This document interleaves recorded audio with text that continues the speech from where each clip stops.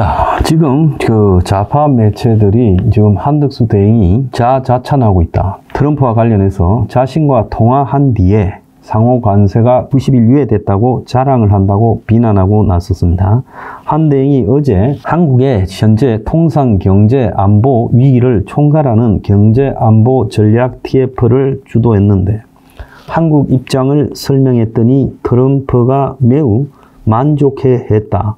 이런 이야기를 했어요. 자, 그래서 어떻게 협상을 진행해 갈 건가에 대해서 일단 트럼프가 만족한 상태에 있고, 그렇기 때문에 우리는 중국처럼 캐나다처럼 맞서지 않고 협상을 해서 해결하겠다고 했기 때문에 트럼프가 그 다음날 한국 등 5국에 90일간의 상호 관세 적용을 유예하고 스마트폰, 컴퓨터 등은 상호 관세 부과 대상에서 제외한다라는 발표를 했다.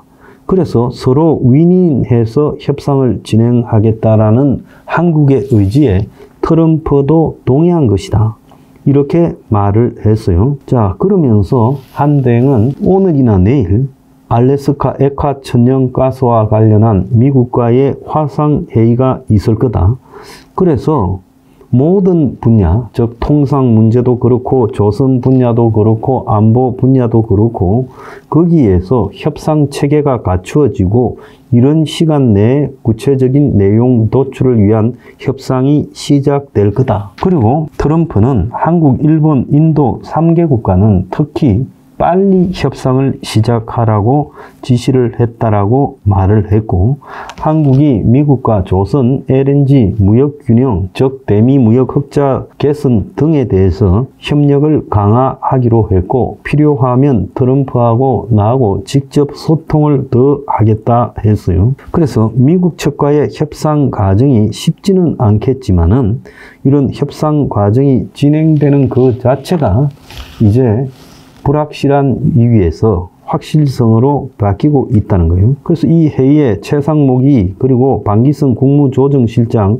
신원식 안보실장, 박상택 통산자원부 1차관, 강인선 외교 2차관, 성태윤 대통령실 정책실장, 정인교 통상교섭본부장 등이 참가하고 LG, 삼성, 그리고 대한상의, SK 그리고 현대차 부사장도 이 회의에 참석했다는 거예요. 그러니까 민간 합동의 경제 안보 지금 타스크 포스라고 봐야 되는 거예요. 자, 여기에 대해서 지금 배가 아픈 민주당에서는 트럼프가 대선 출마를 물었다. 미국 쪽에서는 이걸 공개 안 했는데 한덕수가 유출한 부분은 기밀 누설로 보고 조사를 해야 된다라는 이런 웃기는 소리까지 하고 있어요. 자, 실제로요, 양측의 수반이 통화했을 때 배울 스토리들을 대부분의 한국 대통령들이 누출시켜 왔어요. 한덕수 대행만 그렇게 한 게 아니에요.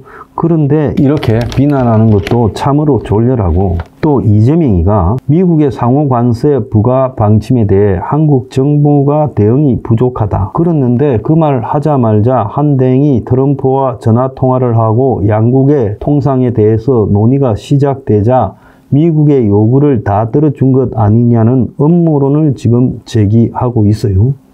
그래서 이재명이는 통화를 팔아서 출마 장사를 하고 있다. 일속을 챙기고 있다. 그래서 이런 조기 협상이 한국 기업들의 엄청난 손해로 작용할 것이라는 이제 황당한 소리까지 하고 있습니다. 한마디로 하면 하는 대로 난리, 안 하면 안 하는 대로 난리를 치고 있는 거죠. 그래서 탄핵 정부의 2인자가 이런 시간 내에 대미 협상을 하는 것이 옳으냐 이러면서 빨리 해라고 독촉하다가 한덕수 대행이 빨리 하기 시작하고 트럼프하고 직접 통화하고 트럼프가 대선 나가냐고 물은 뒤에는 빨리 하는 바람에 국익이 손실된다고 비판하고 있어요. 빨리 해라 해서 오늘부터 LNG 가스와 관련한 한미 간의 화상회의도 있고 다른 분야도 차곡차곡 진행될 거다.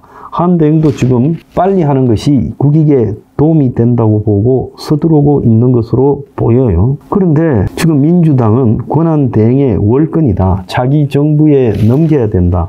이런 소리를 하면서 왜 한덕수가 이런 협상들을 빨리 하고 있냐.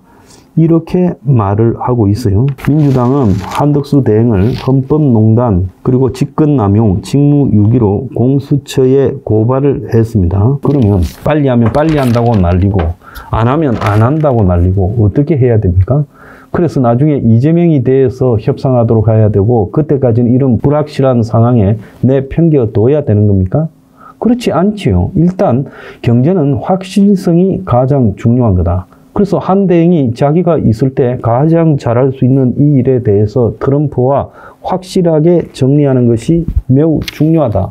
지금 그렇게 판단했고 거기에 대부분이 동의하는 거 아니겠습니까? LNG 같은 경우는 알래스카에 우리가 인프라 투자하는 것보다 대미 무역 개선 적자를 위해서 카타르 등 이 중동에서 수입하던 천연가스를 미국에서 수입하는 방향으로 털면 되는 거죠. 그래서 이런 식으로 해서 각 분야별로 대략적인 매듭을 지어놓고 다음 정부가 들어서서 세부적으로 진행하면 되는 겁니다.